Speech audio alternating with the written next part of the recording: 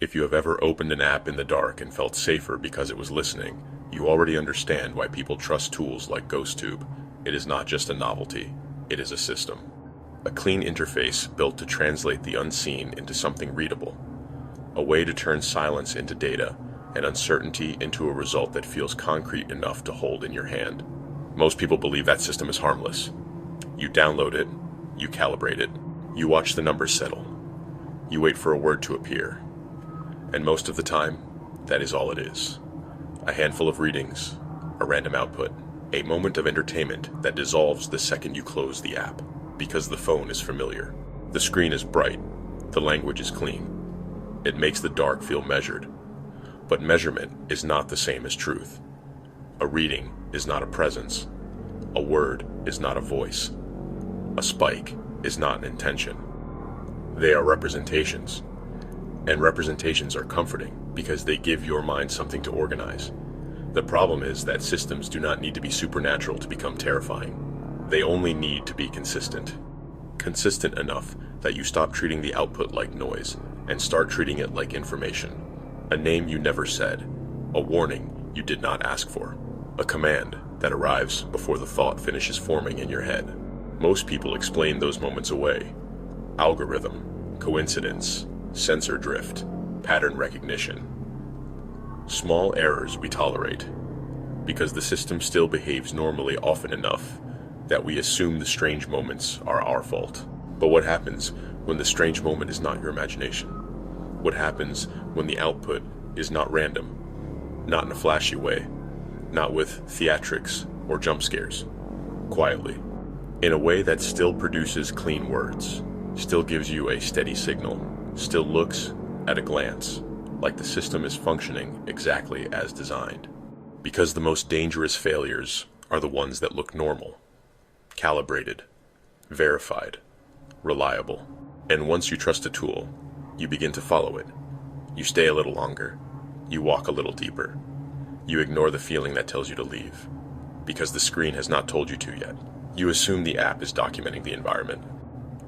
But there are places where the environment is not the only thing being measured. Places where your stillness becomes a trigger. Where movement becomes the difference between being observed and being approached. Places where the system does not respond to questions. It responds to occupancy. And in those places, the most chilling part is not the idea of a spirit. It is the possibility that something else is listening too. Something that knows how people behave when they believe they are alone. Tonight's stories are not about monsters crawling out of the grave. They are about modern routines that feel safe because they are familiar.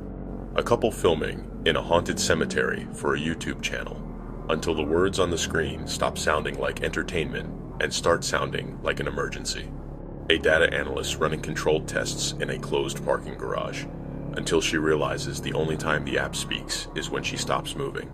A seasoned investigator at a lonely Nevada rest stop who never asks a single question and still receives instructions as if the system has already seen what happens next.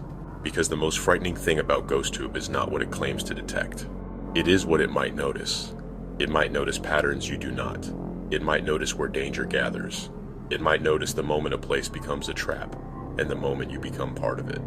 And if you have ever trusted a screen more than your own instincts, you already know how this ends. Not with a scream, with a word. A clean, simple word, delivered by a system that never asks whether you want it to speak.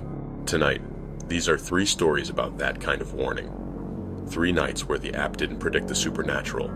It predicted the moment reality stopped being safe, and the dark stopped being empty.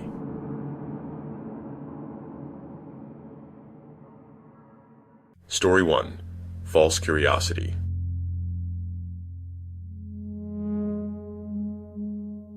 I used to think the scariest part of a cemetery was what you brought into it.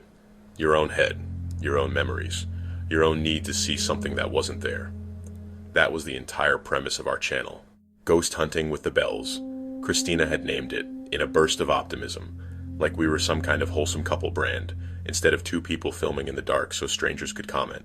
Bro, you heard that right? I didn't hate it. I didn't love it either. I treated it the way I treated most things Christina loved, with gentle seriousness and a private skepticism. I tried not to turn into a personality flaw. We'd been married 5 years. She was spiritual in a way that wasn't performative. She burned sage sometimes, but she wasn't a crystal pyramid, third eye Instagram stereotype. She had this quiet faith that the world held more layers than my eyes and my instruments could measure. I was the opposite. I work in environmental testing, the kind of job where you take invisible things seriously, but only when you can quantify them. Air particulates, mold spores, carbon monoxide, radiation, things people can't see until they're already sick. That's what made me useful on camera. Christina asked questions into the dark, and I stood beside her with equipment and a calm voice and the role of the rational husband. I explained temperature drops. I pointed out wind. I blamed the old wood, the settling foundation, the passing train. It made people angry sometimes. Jacob is a buzzkill. Let Christina talk to them. Stop being scared, man. I wasn't scared, not then. We were filming for the algorithm, mostly. But the night we went to Bachelor's Grove, Christina wasn't thinking about views. She was thinking about her aunt. Aunt Claire had been her mother's sister, the kind of relative who had always been there without ever making a grand entrance. She'd helped Christina move into her first apartment. She'd sat in the front row at our wedding, hands folded, smiling like she was witnessing something she'd always known was inevitable. Claire had died the year before, suddenly, on a gray Wednesday that had turned Christina into a version of herself I didn't recognize. Not hysterical, not dramatic, just hollowed out, like a house after the furniture's been taken away. A couple weeks after the funeral, Christina started dreaming about her. At first, it was harmless, warm even. Christina would wake up and tell me, in that soft voice she used when she didn't want to sound ridiculous, that Claire had been in the dream again, that she'd stood at the edge of some familiar place, that she'd looked younger, healthier, like she was backlit by something gentle. Then the dreams changed. Christina stopped smiling when she talked about them. She doesn't say anything. She told me one morning at the kitchen table, her coffee untouched. She just looks at me, like she's trying to make me understand something. Dreams do that, I said, because that's what I said when I didn't have anything else. Your brain processing. She nodded, like she was humoring a child. She's not processing, Christina said. She's visiting. I didn't argue. I didn't want to be the man who tried to logic grief out of his wife's bloodstream, but the closer we got to the anniversary of Claire's death, the more restless Christina became. She started waking up around 3 a.m. and walking through the house barefoot, like she was listening for a sound only she could hear. She kept her phone on her nightstand, screen down, like she didn't want it to light up on its own. And then she said the name, Bachelor's Grove. I looked up from my laptop. What? She was standing in the doorway of my office, hair in a loose braid, one of my hoodies hanging off her shoulders. Her eyes looked too bright. I think she wants me to go to Bachelor's Grove, she said. I laughed once, not because it was funny, but because it was so specific. Why would she want that? Christina shrugged, but there was something nervous in it. I don't know. It's in the dreams.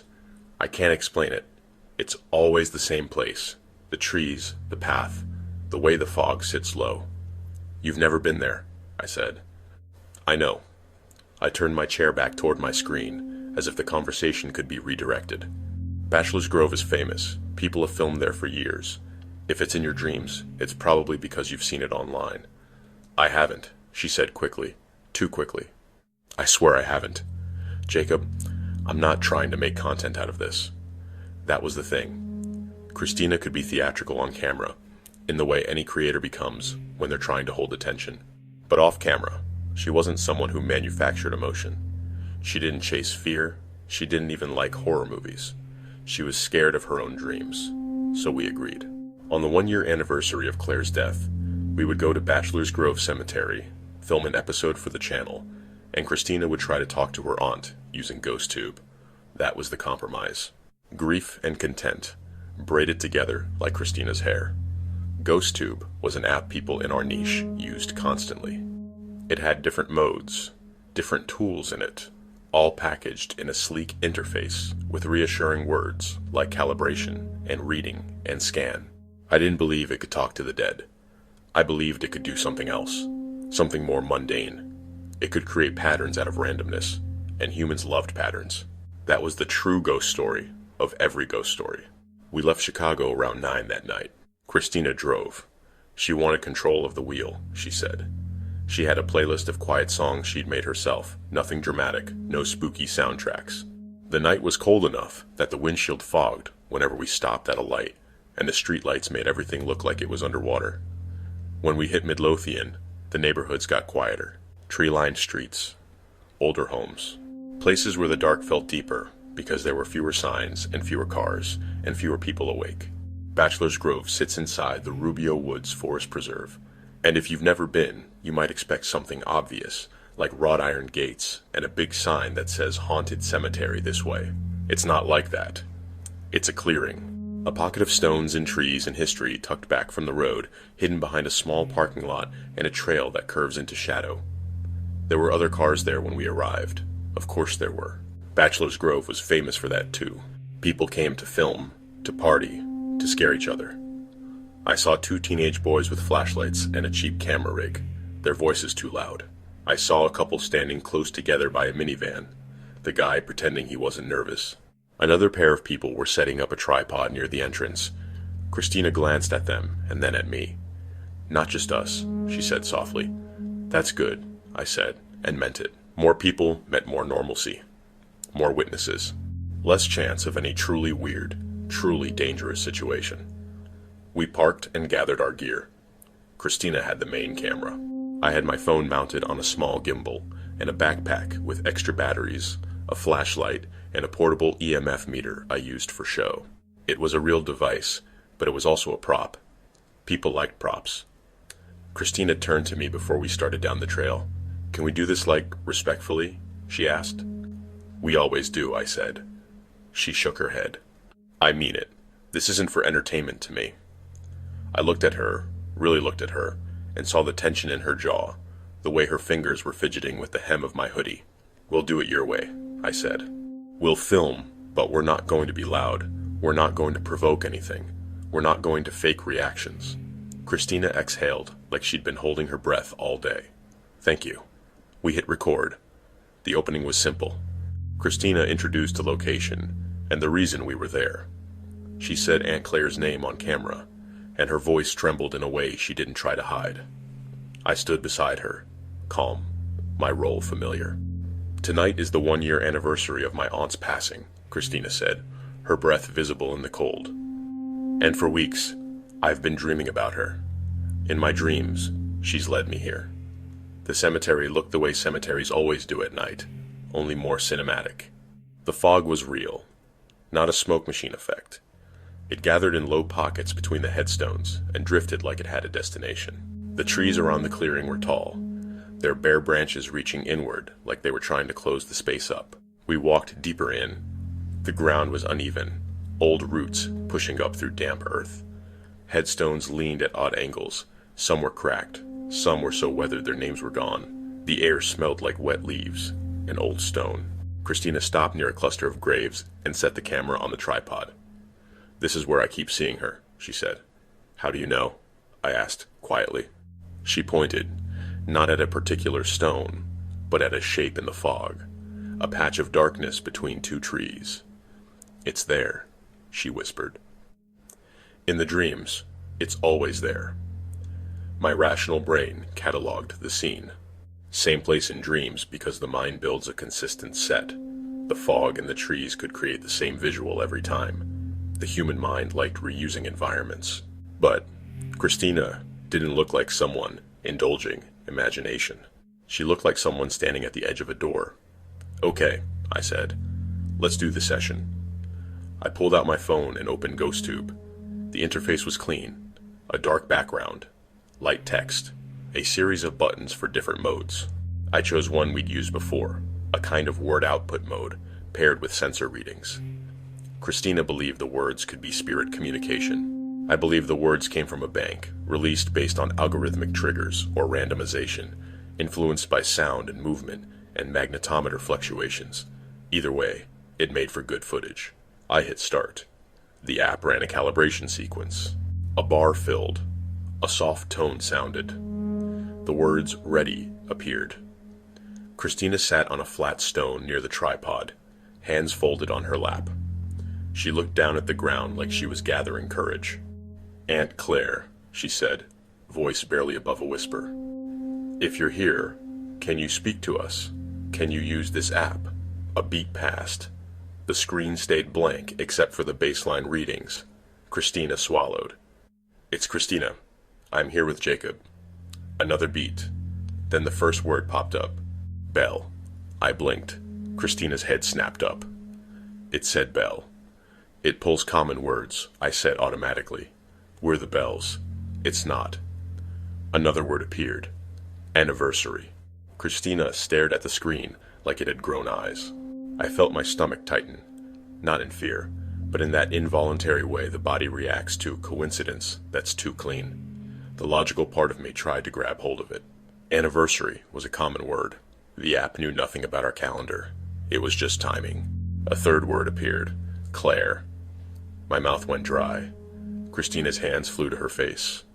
Oh my God. I stared at the screen, waiting for the catch. Maybe GhostTube pulled names from your contacts. Maybe Christina had typed Claire somewhere. Maybe the phone's microphone had picked up Christina saying it, and the app was doing a cheap speech-to-text trick. But Christina hadn't said Claire out loud yet. Not in this session. Not after I started the app. She'd said Aunt Claire.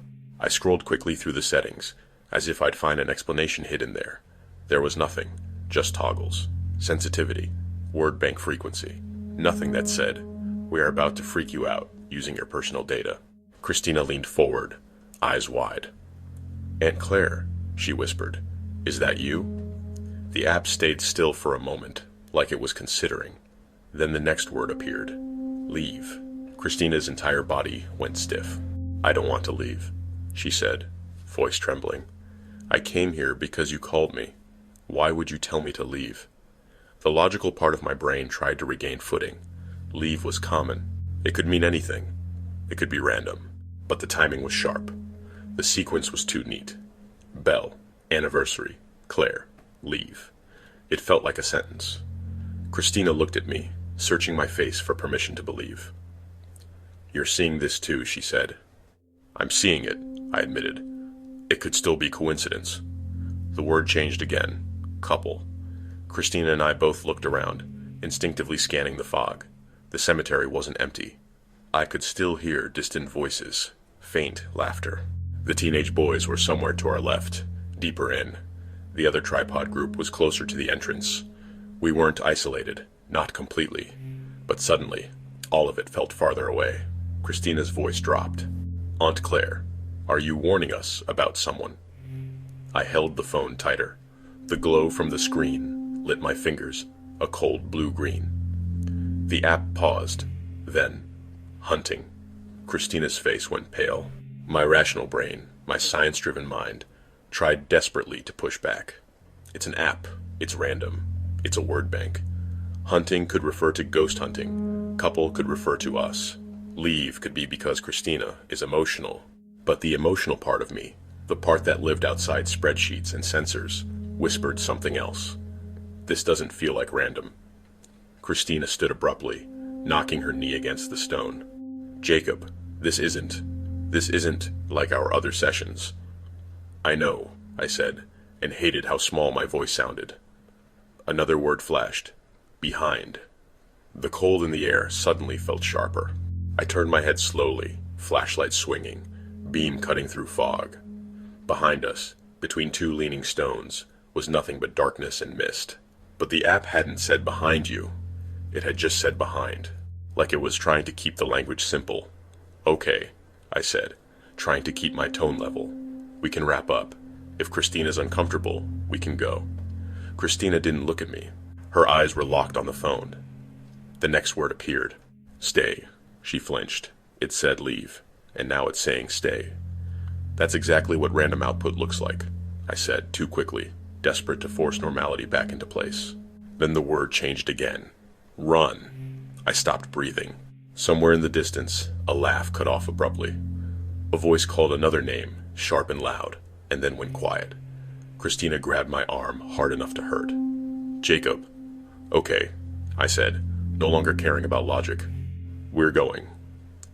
I reached for the tripod to grab the camera, and as I did, the app spat out another word. Knife. My hand froze in midair. I stared at the screen, waiting for it to change, waiting for the app to correct itself, to spit out something harmless like wind or tree or energy. It didn't. Christina's grip tightened on my sleeve. Jacob, we need to leave right now. I yanked the camera off the tripod, forgetting to collapse it properly. The legs scraped against stone with a loud, ugly sound. We started moving, fast, not running yet, but moving with intent. Keep the flashlight on, Christina whispered.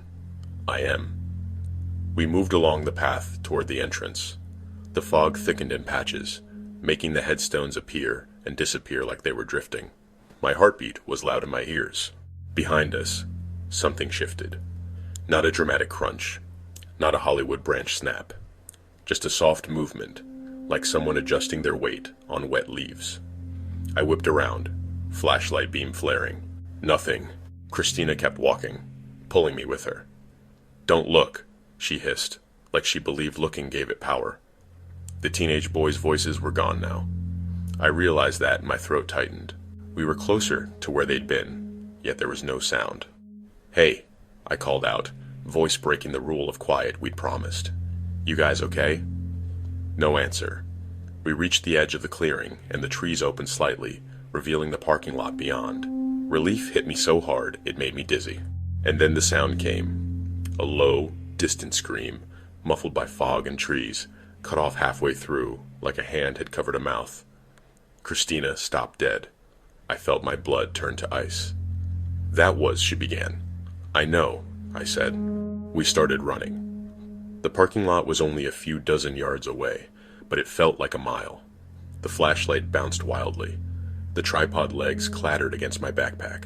Christina's breath came in panicked bursts. When we broke out of the trees, we saw other people too. One of the tripod groups had turned their camera off and were standing near their car, heads close together like they were arguing. The couple near the minivan were looking toward the woods with wide eyes. Everyone had heard it. Did you hear that? Christina shouted, voice high. The couple nodded. The man's face was pale. Someone's screaming, Christina said. We need to call. A figure moved at the edge of the lot, near the tree line, and for a second my brain couldn't place it. It was too still. Then the person stepped forward into the weak light from the parking lot lamp.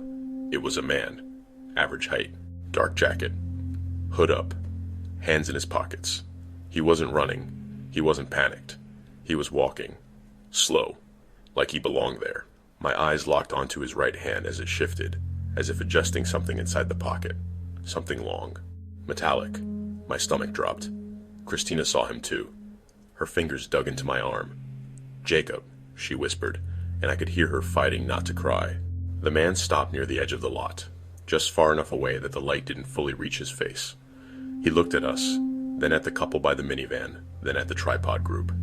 He didn't say anything. He just watched. And I realized, with a sick clarity, that the cemetery wasn't the only hunting ground. The parking lot was part of it too. A place where people arrived in pairs, where they lingered, where the woods hid sound. Get in the car, I said to Christina, voice low and steady in a way I didn't feel. Now. She didn't argue.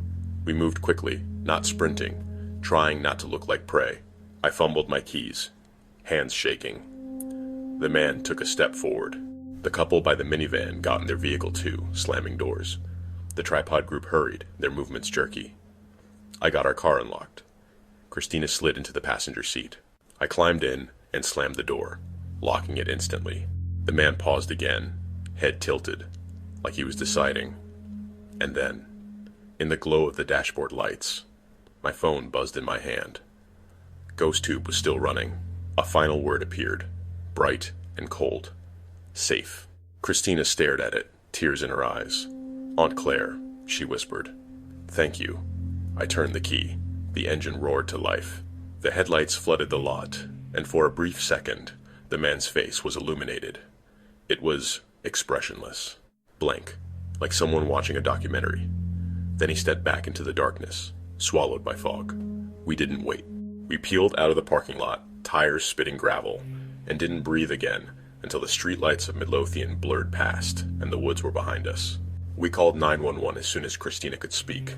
We reported the scream, the man, the location. We gave descriptions that felt flimsy and useless. When the dispatcher asked if we were safe, Christina looked at me and nodded, like the question had already been answered. That night, Christina didn't sleep. Neither did I. We sat in our living room with every light on, the camera equipment still dumped in the hallway, our footage untouched.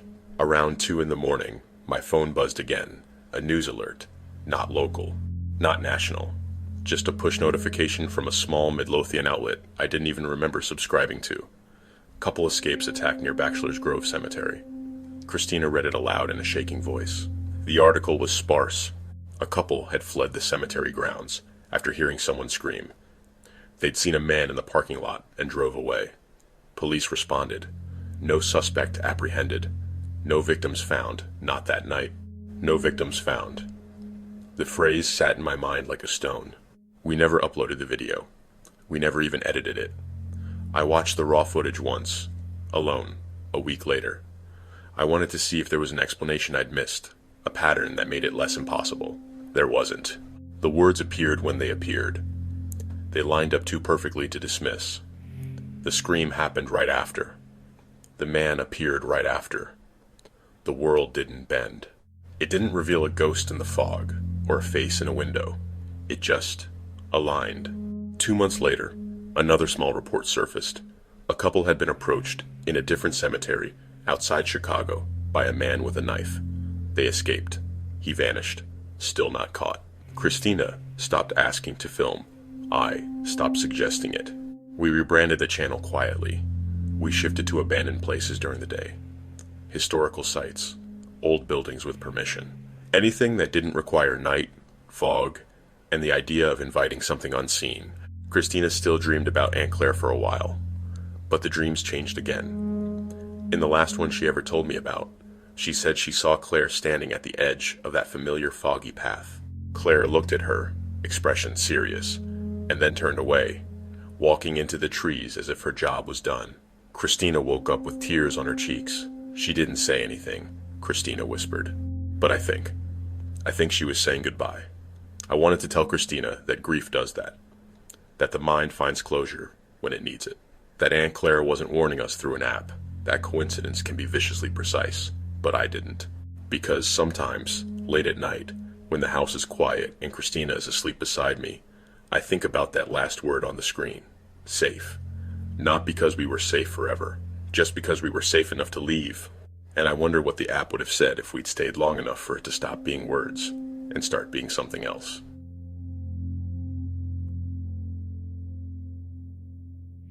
Story 2. Consistent readings.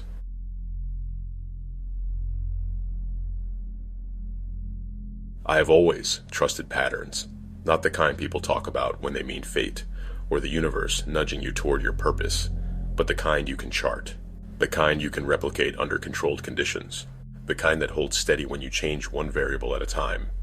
That's what my job is. I work as a data analyst for a mid-sized insurance firm in Portland, the kind of place that runs on spreadsheets and probability tables and quiet dread. I don't mean dread like ghosts. I mean dread like you're one wrong number away from catastrophe. Risk calculations, fraud flags, claim anomalies. I spend my days looking for signals inside noise. It makes you skeptical by default. People lie. People misunderstand what they see. People want a story. I have watched claims turn into legends just because someone said the same thing 3 times. I have watched a coincidence become a pattern because a stressed brain needed it to. So when my friend Tara sent me a link to GhostTube, I laughed. Tara is the kind of person who believes in gut feelings the way I believe in trend lines. We were college roommates, 2 very different strains of anxious. She still sends me paranormal TikToks as if my brain isn't already full. Just download it, she texted. Try it once. Humor me. Try it for what? I typed back. To talk to the dead? To see how it works, she replied. You always say you're interested in why people interpret randomness. She wasn't wrong. That is what hooked me. Not ghosts, not spirits, the psychology of it, the interface, the way an app could spit out words, and a human brain could build meaning around them like scaffolding. So I downloaded GhostTube on a rainy Thursday night, mostly to prove a point to myself. It felt like downloading a Ouija board. Clean design, calibration screens, tools that promised readings and outputs. Words like sensor fusion and environmental scan sprinkled in like seasoning to make it feel legitimate. It was a machine that wore science as a costume. I decided if I was going to test it, I'd do it properly. I would remove variables. I would document conditions. I would run repeat trials. Portland makes that easy. This city is full of strange little pockets, places people avoid because of old stories or simple discomfort. One of those places was the municipal parking garage near the waterfront, the one that had been temporarily closed for structural repairs. It was called Garage 5 on official maps, but locals didn't call it anything. They just avoided it. I'd heard the rumors, the way you hear weather predictions. A few disappearances, car thefts with no camera footage, emergency calls logged without response, people who claimed their phones died inside, people who said they heard footsteps behind them even when they were alone. It was the kind of urban folklore that grows from poor lighting and bad security, the kind that gets passed around late at night over drinks. It was perfect. If GhostTube produced evidence there, I could compare it to evidence somewhere else. I could measure how much the environment influenced the output. I could watch my own brain try to connect dots. I told myself it was a harmless experiment. The first night, I went alone, which I wouldn't recommend now to anyone who still enjoys sleeping without checking their locks twice. I parked my car a block away and walked to the garage. It sat hulking and quiet, a concrete structure with dark entrances and orange barricades. A sign on the gate read, "Closed for repairs," and beneath it a smaller warning, "No trespassing." The fact that it was still accessible on foot was obvious.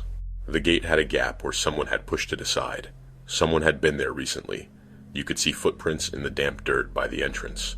I stood outside for a moment, letting my eyes adjust. The garage breathed cold air out, like an open mouth. It smelled like wet concrete and old oil.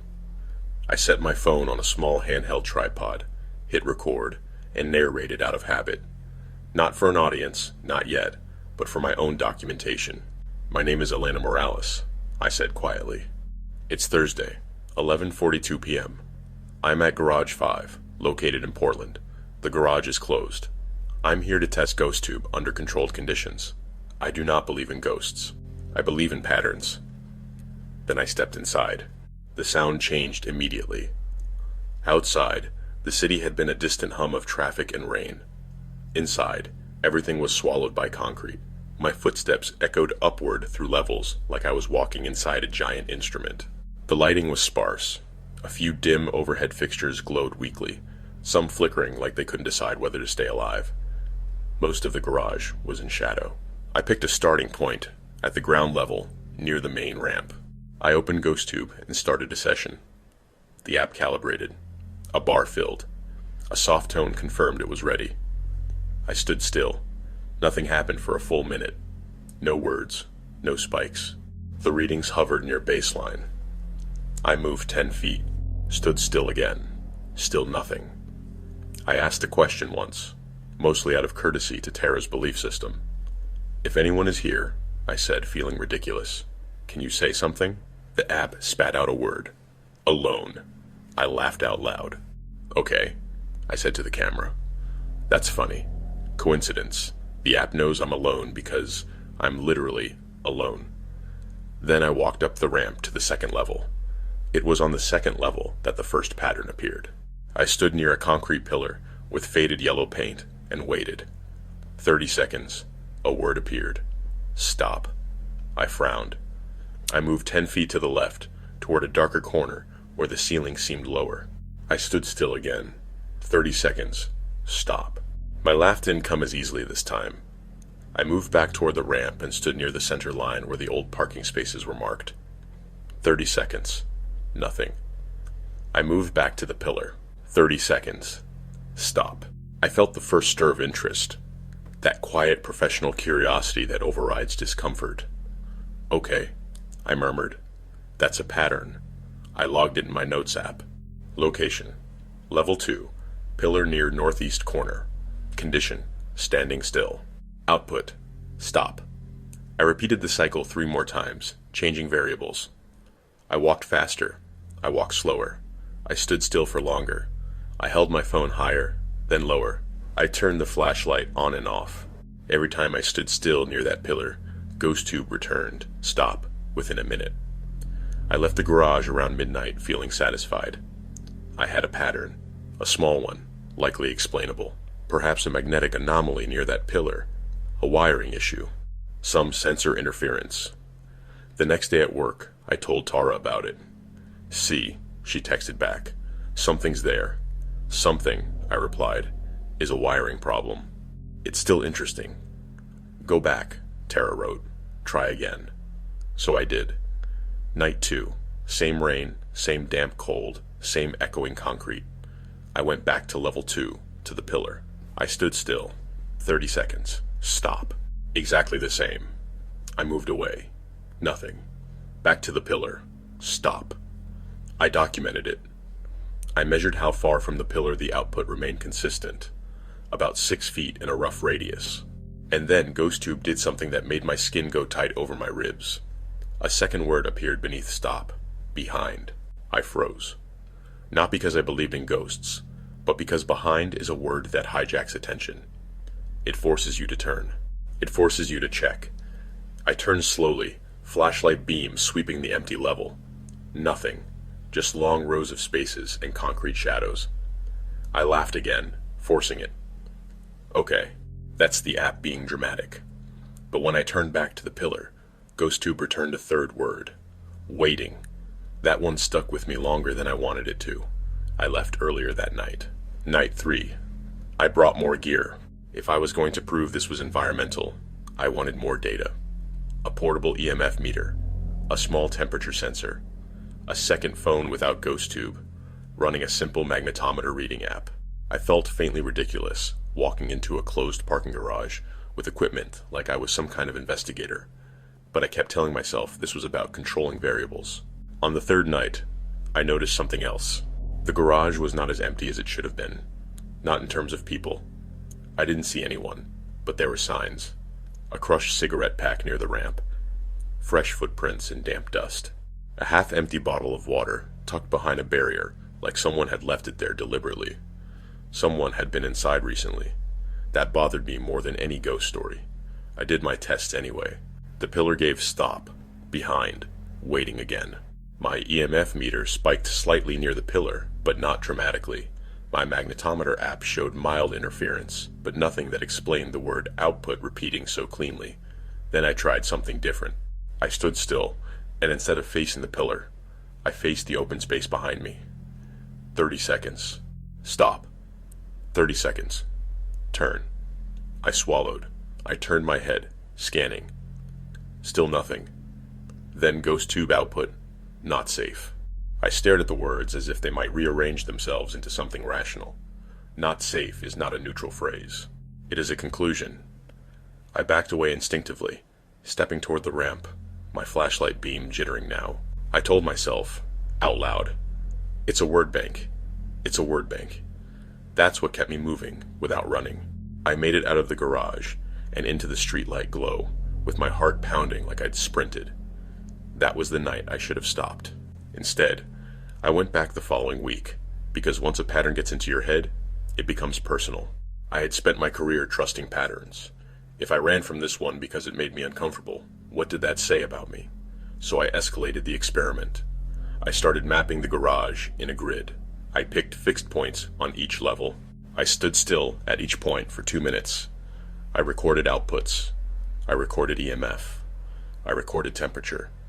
I recorded magnetometer readings. And slowly, over the course of 5 nights, a shape emerged in my notes. It wasn't a random scatter of words.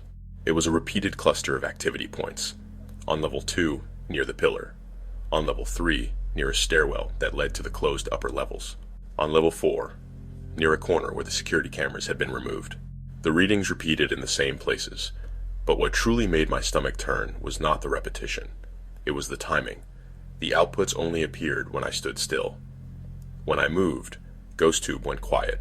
When I paused, it spoke. Like it wasn't reacting to sound, like it was reacting to occupancy. As if the app didn't care what I said, it cared where I was. On the 6th night, I decided to test that theory.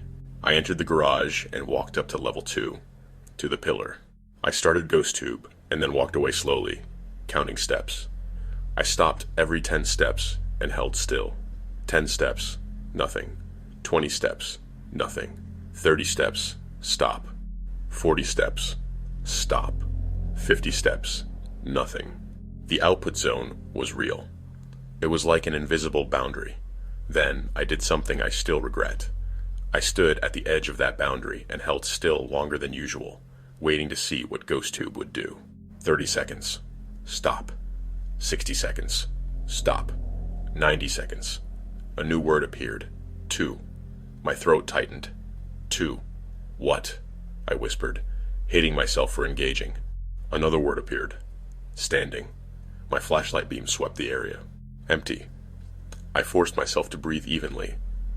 It's describing me, I said aloud. It's a guess. But GhostTube added, behind. I didn't turn right away. I don't know why. Maybe because I knew, if I turned and saw nothing, I'd have to deal with the humiliation of my own fear. Maybe because some part of me understood the app was prompting me, and I didn't want to be obedient. Then I heard it. Not a footstep. Not a voice. A slow exhale. Close enough that it might have been beside my ear. I turned. The flashlight beam hit concrete. Then it hit something else. A shape. Low. Crouched near the base of the pillar.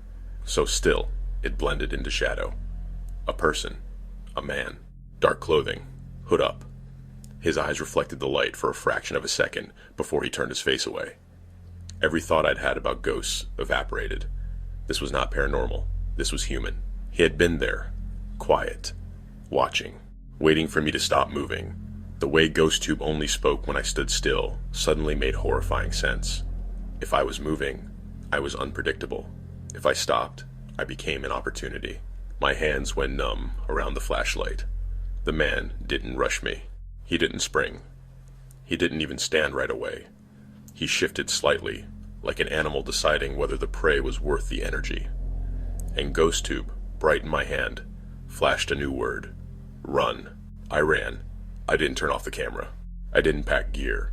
I sprinted down the ramp, my footsteps slamming and echoing, my breath ripping in and out of me. Behind me, I heard movement. Not fast, not frantic, just steady, like he knew the garage. Like he knew the exits. I burst out of the entrance into the rain-slick street and almost fell. I didn't stop until I reached my car, parked a block away, and my fingers fumbled the key fob so hard I almost dropped it. I got inside, locked the doors, and sat shaking. My eyes locked on the rearview mirror. I watched the garage entrance for a full minute. No one emerged. That was worse. It meant he stayed inside. It meant he didn't need to chase me. He could wait for the next person who wandered in. I called the police, and the dispatcher sounded bored at first, like she'd heard too many late-night calls that ended with, never mind. I told her someone was inside the closed garage. I told her I'd seen a man hiding. I told her it might be connected to the disappearances. The word disappearances came out of my mouth without permission, like my brain was trying to justify my fear. Officers arrived within 15 minutes. I watched from across the street like a coward. They went in with flashlights and radios. Their beams cut through the darkness in sharp white lines. They came out 20 minutes later. One officer walked toward me, rain dripping off his hat. "You said you saw someone," he said. "I did," I replied, voice shaking. He was on level 2, by the pillar. The officer's eyes flicked toward my car, then back to me. "We didn't find anyone. Could have been a homeless person who slipped out while we were inside." "It wasn't," I said. "He was hiding. He watched me." The officer studied my face, and I realized how I must look, like someone who'd scared herself with urban legends.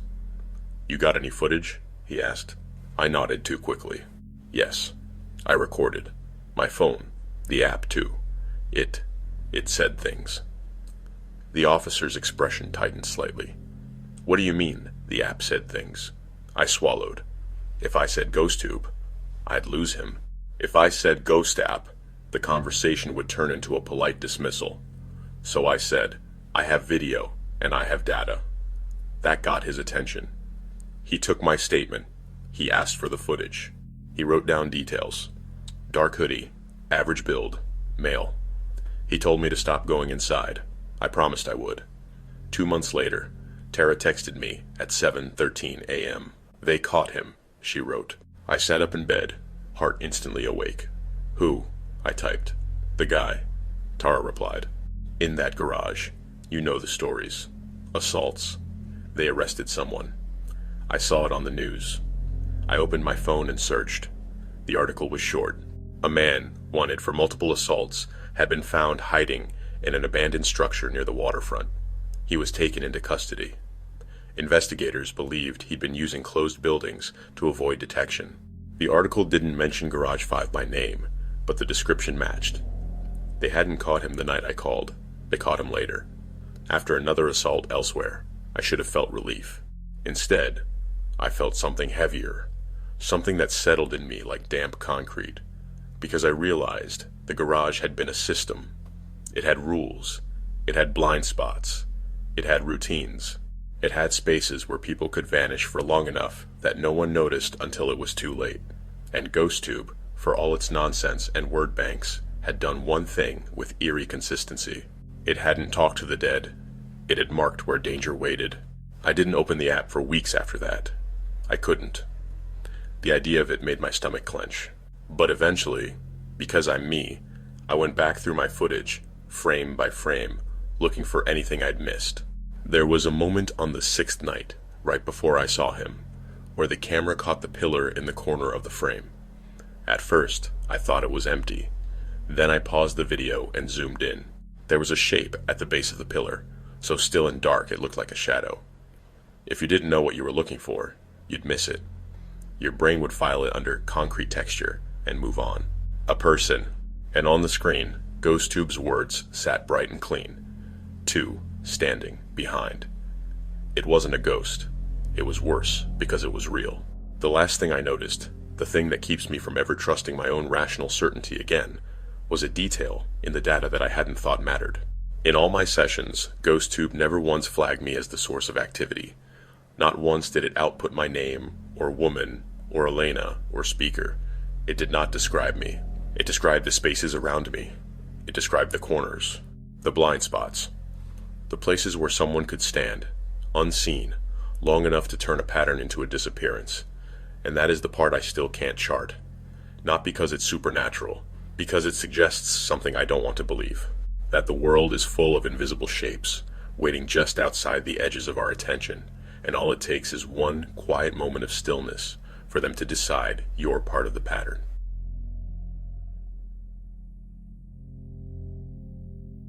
Story 3. The app didn't ask.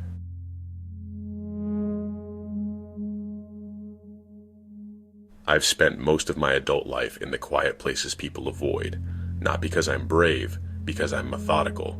There's a difference. Bravery is stepping into the dark because you think you can handle whatever's there. Method is stepping into the dark because you've built enough rules that you can convince yourself that dark is just another environment to measure. My name is Mark Halverson. I'm 41, divorced, and I make my living doing something that sounds ridiculous when you say it out loud. I investigate paranormal claims for a small regional network that produces docu-style segments. I also consult for a handful of private clients who swear their homes are active and want someone professional, someone calm, someone who won't tell them they're crazy in front of their kids. I'm not a showman. I'm not a scream and run guy. I don't taunt. I don't provoke. I don't build drama out of shadows. If there's a rational explanation, I prefer it. But I've seen enough things I can't neatly file away that I stopped calling myself a skeptic years ago. I call myself careful. That's why I liked GhostTube. Of all the tools that cycle through our field, it was the one that felt the least insulting. It presented itself as an interface, not a ritual. A device that collected readings and output words, and whether you believed those words were meaningful or random, you could at least track when they appeared and what conditions preceded them. It was consistent enough to be useful. That's the word people in my line of work rarely get to use without lying. Consistent. I was driving east on Route 50 through Nevada when the incident happened. Route 50 is famous for being the loneliest road, which is the kind of nickname people who've never been truly alone like to give things. They turn isolation into a brand. But there are stretches out there that earn it. Miles of nothing but desert and low. Dark mountains. No radio stations, no city glow. Just the thin ribbon of highway and whatever your headlights can reach. I had been on the road since early afternoon, leaving a client's property near Fallon after a consultation that went nowhere. A family convinced their new house was haunted because their doors swung open at night. It turned out their HVAC system created a pressure differential, and the old hinges were loose. I fixed it with a screwdriver and a lecture about weather stripping. They looked disappointed. That's also part of the job. By the time I hit the long middle stretch of Route 50, the sun was gone and the sky had flattened into black. My eyes were dry. My shoulders ached. The dashboard clock read 11:18 p.m. When the rest stop sign appeared, it felt like mercy. A small square of reflective metal, glowing in my headlights. Rest area, 1 mile. I hadn't planned to stop, but I'd been swallowing coffee like it was fuel, and my bladder had started to make demands. I also wanted to wash my face, reset my focus. Driving tired through empty country is how people die quietly, so I took the exit. The rest stop was small, tucked back from the highway behind a stand of scrub trees and a gravel lot. 2 long concrete parking rows. A low building with bathrooms. A few picnic tables. A single sodium vapor lamp that buzzed faintly and cast a weak amber circle on the cracked pavement. There was one semi-truck parked at the far end, engine off, cab dark, no other vehicles. The air smelled like dust and cold stone. I shut off my engine and sat for a moment, listening. In the distance, the highway hissed as occasional cars passed. Otherwise, nothing. The kind of stillness that makes you aware of your own breathing. I should have gone in, used the restroom, left. But I had a habit. When you've been in this work long enough, you build routines the way other people build prayers. Little checks, little scans. A way to keep yourself grounded. And I had GhostTube sitting on my home screen, like an old tool in a bag. I told myself it would be a 2-minute session for my own curiosity, a quick baseline reading. No filming, no production, no audience. Just me, a quiet rest stop, and a habit. I grabbed my phone, stepped out of the car, and the cold hit hard. The desert at night does that. The day bakes you, the night tries to peel you open. I walked toward one of the picnic tables, near the light. The concrete surface was stained and chipped, the kind of public furniture that looks like it's been slowly worn down by weather and loneliness. I set my phone on the table, opened GhostTube, and started a session. The calibration bar filled. The tone sounded. Ready appeared. I didn't ask a question. I didn't even think a question. I simply watched the screen. For a few seconds, it was quiet. Baseline readings. A soft pulse in the interface. Then a word appeared. Move. I frowned. Okay, I murmured, more to myself than anything. Move where? Another word followed. Now. I stared at the screen, irritation rising. GhostTube had word banks. It had probability. It could spit out common commands. Move and now were common. They could show up anywhere. But the timing was sharp, immediate, like it had been waiting. I picked up the phone, thumb hovering over the stop button. I considered ending the session and going inside like a normal person. Then, GhostTube output. Light. My eyes flicked up to the buzzing lamp. The sodium vapor glow made everything look sickly and flat. Shadows pooled thick beyond its reach. The next word appeared. Out. As if on cue, the lamp above me flickered once, twice, and then went dead. The world collapsed into darkness, so complete it felt physical. The highway sound was still there, but distant now, like it belonged to someone else's life. My car, my surroundings, the building, all of it reduced to shapes my eyes couldn't fully hold. I felt my breath catch. It could have been coincidence, a faulty bulb, old wiring. But the app had said it, and the app hadn't asked for anything. I turned on my flashlight, a narrow beam cutting through the dark. The picnic table looked suddenly obscene, like a stage without an audience. I glanced at the phone screen, and GhostTube displayed a new word, alone. I laughed once, dry, not amused. That's not helpful. I started walking toward the restroom building. The beam of my flashlight swept across gravel, scrub, and the low concrete walls that divided the lot. Halfway there, GhostTube buzzed again. Stop. I stopped without meaning to. A reflex. The word had the weight of an order. I stood still, listening. Wind moved faintly through the scrub. The semi-truck in the distance remained dark. Then, I heard something else. A soft foot scuff on gravel, behind me. Not loud, not hurried. The kind of sound you make when you're trying not to be heard. Every muscle in my body tightened. Not because of ghosts, because of people. I turned slowly, flashlight beam sweeping back toward the picnic tables and the lot. Nothing. The darkness swallowed everything beyond the flashlight's narrow cone. GhostTube buzzed in my hand. Walk. I frowned. You want me to walk? I muttered. Or you're telling me someone is walking. Another word appeared. Left. I didn't want to obey it. That was the first real thought that surfaced, clear and sharp. I didn't like the idea of following instructions from an app, especially not when the environment had just shifted into perfect darkness. But I also couldn't ignore the fact that something had moved behind me, so I angled my flashlight beam left. That's when I saw the tracks. They weren't fresh footprints like you'd see in mud. The gravel surface made it subtle, but the flashlight caught disturbances, little scuffs and compressed lines. A path, curving away from the picnic area toward the edge of the lot, toward a darker strip where the scrub thickened. Someone had walked there recently. I felt my throat tighten. GhostTube buzzed again. Don't. My stomach dropped. Don't what? I whispered, hating the tremor in my voice. The next word came like a punch. Inside.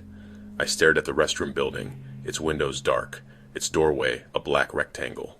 I had been walking toward it without thinking. That was the obvious human move. Go inside, turn on lights, find safety, leave. But GhostTube was telling me not to. The rational part of my mind fought back immediately. The app couldn't know anything. It didn't have cameras. It didn't have access to the building's interior. It was a word bank reacting to sensor data. Then the app displayed, waiting. I stood still, flashlight beam fixed on the doorway. The silence pressed in. I didn't hear anything from inside. No shuffle. No cough. No running water. But the darkness made every absence feel suspicious. My pulse hammered in my ears. I took a step backward. The gravel behind me shifted again. Another soft scuff. Closer this time. I spun. Flashlight beam snapping across the lot toward the semi-truck. The truck was still dark. No movement. But the beam caught something near my car. A shape, low, moving in the shadow beside the driver's side door. My blood went cold. At first, my brain tried to interpret it as an animal. A coyote. A stray dog. Something that belonged out here. Then the shape rose slightly, and I saw the outline of shoulders. Human. I backed up instinctively, flashlight beam trembling as it stayed fixed on the figure. They froze, just outside the edge of the light. I couldn't see their face. I couldn't see their hands. I could only see that they were there. GhostTube buzzed again, the screen glowing faintly in my hand. Car. As if I needed clarification. Then, keys. My keys were in my pocket. My car was 10 feet away. The figure was between me and the driver's door. I made a decision without conscious thought. I didn't run toward the car. I ran away from it. I moved fast toward the open lot, away from the building, away from my vehicle, away from the figure's position. I wanted distance. I wanted to widen the angles. I wanted the person to reveal themselves if they decided to follow. GhostTube buzzed like it was trying to keep pace. Keep. Then. Moving. I did. My flashlight swept back and forth, trying to hold the environment in my control. The figure didn't chase. Not immediately. That's what made it worse. Predators don't always run. Sometimes they wait for the prey to corner itself. I reached the far edge of the lot near the scrub trees, where the ground dipped slightly and the darkness deepened. I stopped, breathing hard, and instantly GhostTube buzzed. Stop. It felt like the app wasn't giving commands for drama. It felt like it was marking thresholds, as if stopping in the wrong place meant something. I forced myself to keep moving, slowly now, circling. In the distance, headlights appeared on the highway, growing brighter, then passing by without slowing, and GhostTube's readings spiked violently. The app interface flickered, and the words began coming faster. Hide. Quiet. Watching. I froze again, body rigid. Because the only reason for those words to appear together, in that moment, was if there was someone else here who didn't want to be seen by passing cars. Someone who preferred darkness. The headlights on the highway faded, and GhostTube went still. The sudden silence on the screen felt louder than the words. Then the app displayed one word, calm and clean. Alone. I stared at it, then looked up, and understood. It wasn't telling me I was alone because no one else was here. It was telling me I was alone because no one was going to help. The rest stop was isolated. The lamp was out, the building was dark. The semi-truck was quiet. No witnesses. No easy escape. The figure near my car shifted again. I saw them move, slow and deliberate, like they were circling as well, matching my position, staying just outside the flashlight's reach. I called out, voice loud in the open night. "Hey, who's there?" No response. I tried again, firmer. "I see you. I'm calling the police." The figure stopped moving. Then GhostTube buzzed again. Phone. My stomach clenched, because my first instinct was to call 911. But the app's word made me pause, and that pause felt like survival.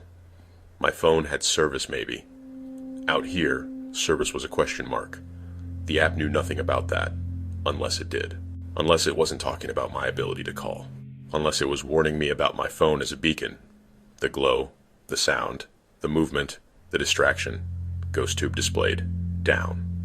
I lowered the phone, keeping the flashlight up, and then I saw the second figure, not near my car, near the restroom building, standing in the doorway. A silhouette, perfectly still, framed by black. My breath caught. There were two. The one near my car was closer now, still outside my beam. The one at the building hadn't moved at all, like a planted shadow. It wasn't paranormal. It wasn't an apparition. It was coordinated. My mind raced, pulling up every case file I'd ever read, every story about travelers disappearing on lonely highways, every report that turned into a missing persons flyer with no conclusion. In my work, I'd seen enough haunted locations that turned out to be human threats, squatters, stalkers, opportunists. But this felt different. This felt like a system, a trap that reset every night. The lamp goes out. The building becomes a mouth. Cars pass without stopping. People who pull in are isolated, then split, then cornered. And the only reason you survive is if you recognize the pattern early enough. GhostTube buzzed again in my lowered hand. I glanced at the screen quickly. Path. Then, not road. I frowned. A final word appeared. Back. I looked behind me, toward the scrub trees at the edge of the lot. My flashlight beam swept there, and for the first time, I noticed something I'd ignored when I arrived. A narrow dirt trail, not an official path, not marked. Just a faint cut through the scrub that disappeared into the dark behind the rest stop. It looked like an animal trail, or a route someone had made on purpose. GhostTube buzzed again.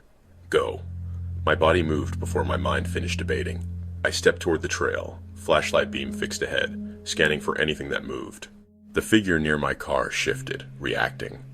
They took a step, quick now. The silhouette in the doorway moved too, stepping out slightly, as if to intercept.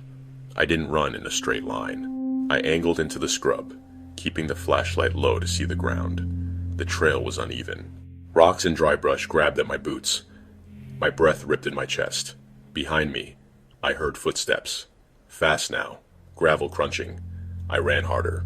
The trail dipped behind a low berm, and the rest stop disappeared from view. The darkness became total, only my flashlight beam holding back the void.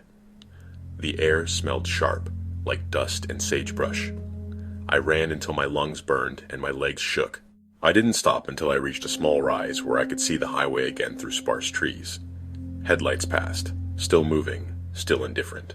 I crouched low behind a boulder, breathing hard, forcing myself to stay quiet. I waited. Minutes passed. I listened for footsteps. Nothing. Then, faintly, from the direction of the rest stop, I heard a sound that made my blood run cold. A car door closing. My car. They were at my vehicle. I didn't move. I didn't make a sound.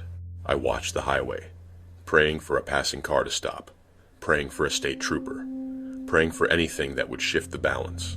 After what felt like an hour, I saw my own headlights flare on in the distance, cutting through the scrub near the rest stop. Someone was in my car. The engine started. Then the headlights turned, sweeping across the lot. Searching. Not random. Searching for me. I stayed crouched, heart hammering, watching as my car pulled out of the rest stop and onto the road. It didn't head toward the highway.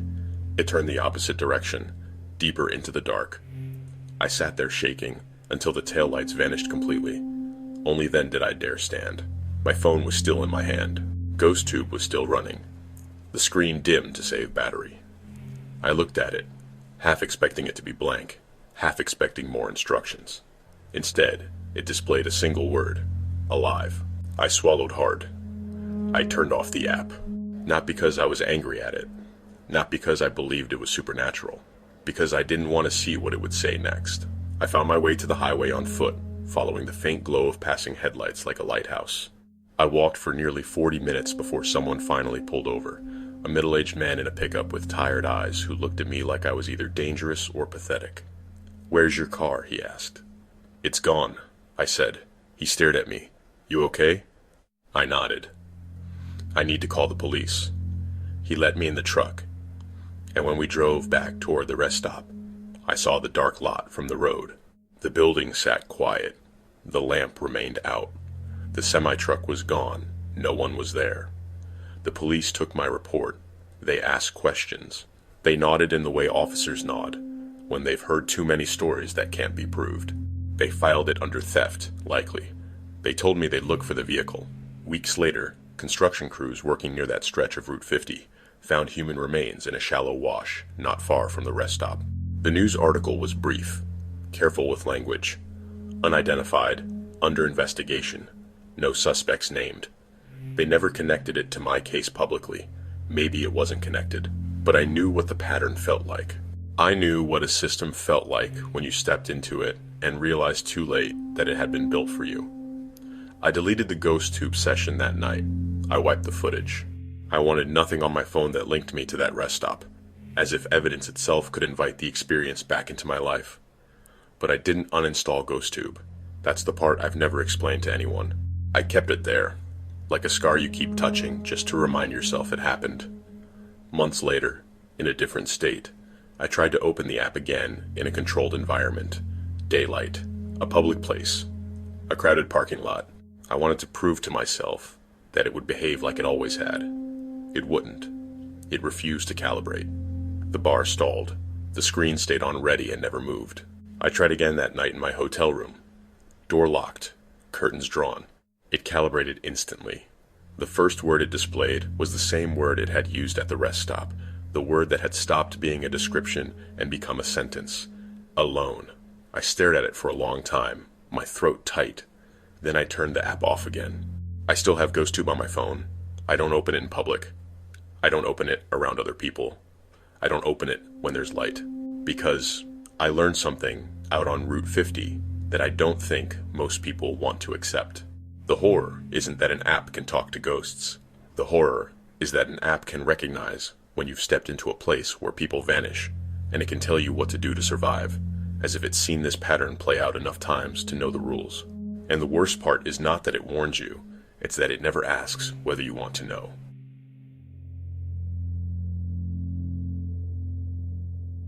You have reached the end of tonight's sessions, the final output on the screen, the moment where the app is closed, the phone is lowered, and the night is supposed to return to what it was always meant to be. Quiet, uneventful, unremarkable, the way places look once the data stops talking. If any part of these stories stayed with you, if something lingered when the words on the screen felt too deliberate, when a warning arrived before you understood what you were being warned about, when the silence felt less like emptiness and more like something waiting for you to stop moving, do not let that feeling end here. Because the most unsettling part of these encounters was not the idea of spirits using a phone. It was the realization that the system did not behave randomly. A name appeared at the right moment. A command arrived before danger became visible. A warning surfaced, not as emotion, but as information. Clean, measured, delivered, without urgency. And once information looks clean, people trust it. They stay longer than they should. They step farther into the dark.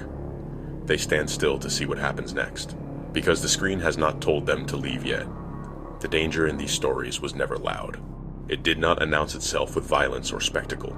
It did not require belief. It only required proximity. A cemetery that looked like every other haunted location online, until the app stopped answering questions and started reacting to movement nearby. A parking garage where the readings only appeared when someone stopped long enough to become predictable. A rest stop that followed the same routine every night. Lights going out, spaces emptying, until the system quietly mapped where people vanished without ever calling it an emergency. These were not haunted places. They were functional ones. Places that still operated as intended, even while something else learned how they worked. And that is what makes them dangerous. Not that the system failed, that it succeeded. It produced words. It produced patterns. It produced guidance. And once guidance exists, people follow it. So if you take anything from tonight, let it be this. Do not confuse output with understanding. Do not assume a word is neutral just because it appears clean. Do not assume a system is observing the environment instead of learning how people behave inside it, because some tools are not measuring what you think they are. Some tools do not need to speak to the dead to become terrifying.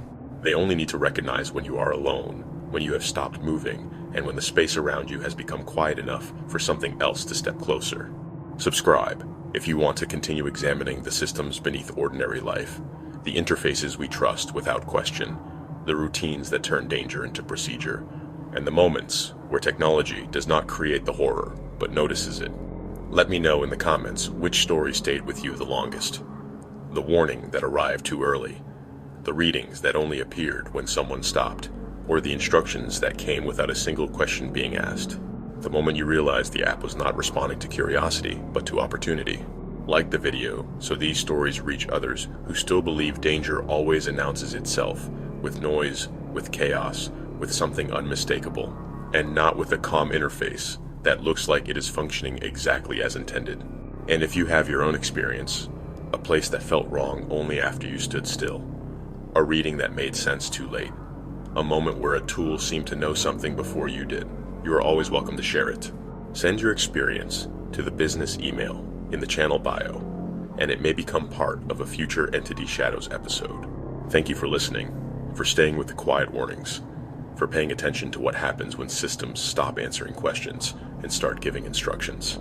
And until next time, charge your phone, trust your instincts, and remember, if a screen ever tells you everything is fine, if the data looks clean, if the output arrives too confidently, as if the situation has already been resolved, pause, look up, and ask yourself who the system is really measuring. Because sometimes the most frightening thing is not that you are being watched, it is that something knows exactly when you stop moving. And the dark does not need to speak to be listening. And remember, the dark awaits.